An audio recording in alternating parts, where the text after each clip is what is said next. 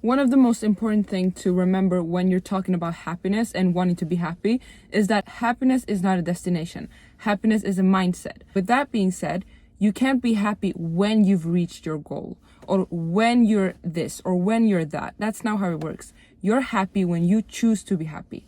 You're going to be happy the day that you realize that happiness is mindset. To prove to you that this is actually how it is, for example, someone who's struggling financially, just because you're struggling financially, it doesn't mean you have to be depressed. If you have the right mindset, you could still be the happiest person in the world, but a happy person with financial problems. You could be the richest person in the world and you could still be sad and depressed.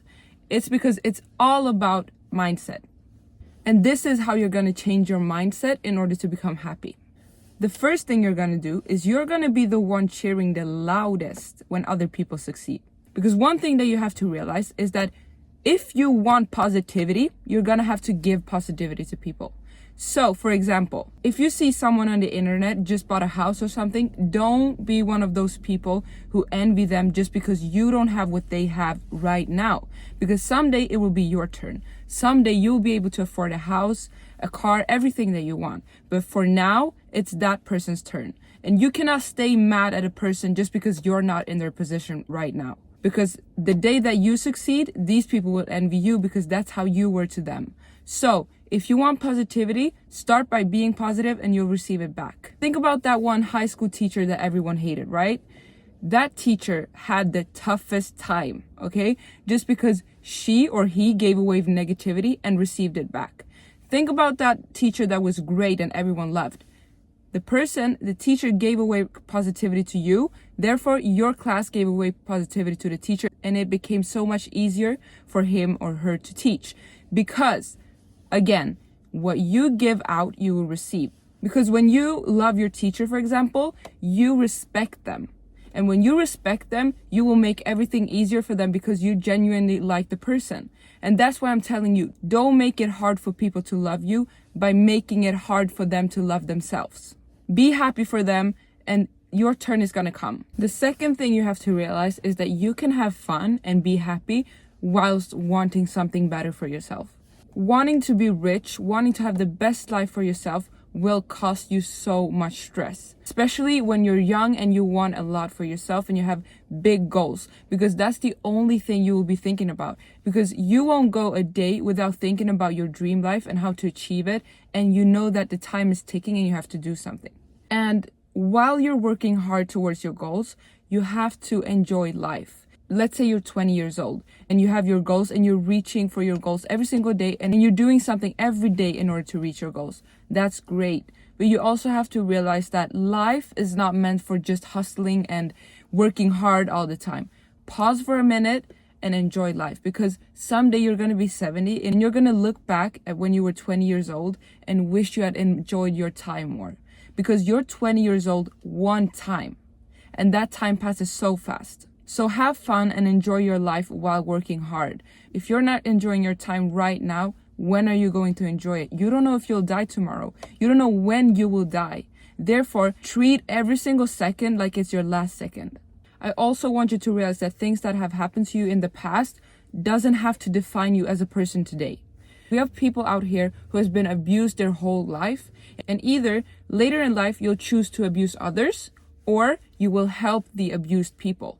Just because you were abused, it doesn't mean that you have to take the traits from your abuser and put it into yourself, because you're your own person and your past doesn't define you.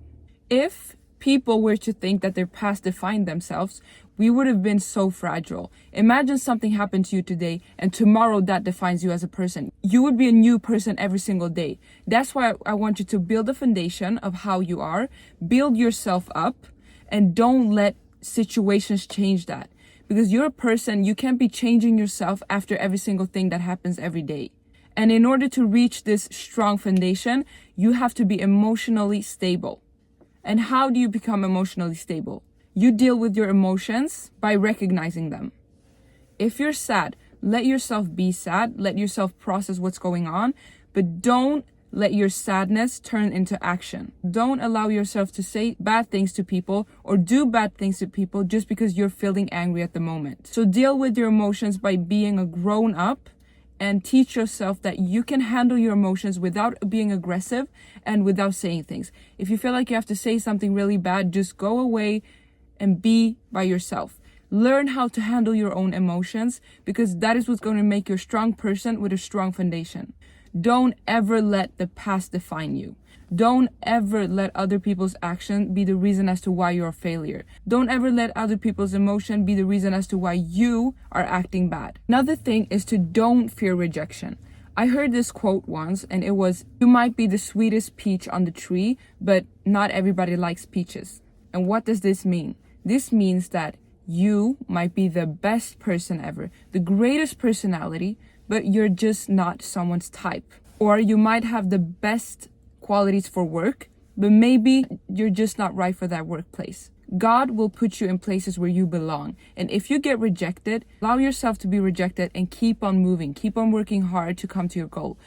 Just because someone said no, it doesn't mean that you have to change your whole mindset, your whole life, your whole career path because of a person's no. There's models out there who got 40 no's before they became a model. And today, those models earn so much money. And why? Because they wouldn't allow a person's no to become the end of their career. You're gonna get 100 no's before you get a yes, and you just have to face it. Say, okay, I'm gonna move on. I'm gonna go to the next person and ask. I'm gonna go to the next opportunity and try.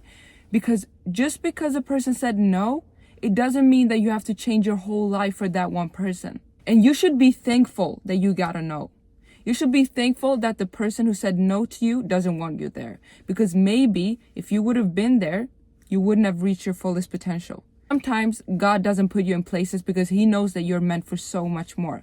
So he will say no, and you will become hurt, but you just have to trust his plan and believe that he's going to put you in a much better place. So be happy and realize that happiness is a mindset.